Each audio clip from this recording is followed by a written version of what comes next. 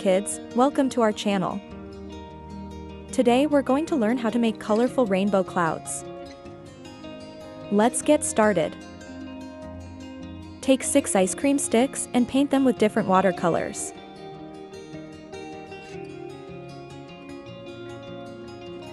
Glue them all and paste them together.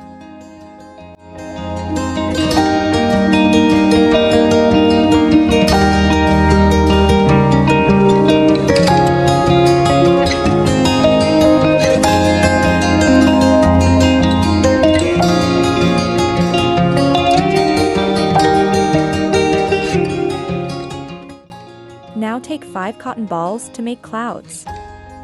Lastly, glue them together on painted ice cream sticks to make rainbow clouds.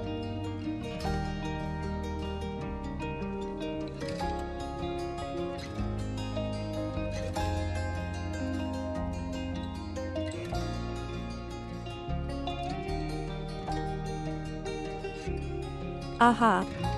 You made colorful rainbow clouds. Thanks for watching.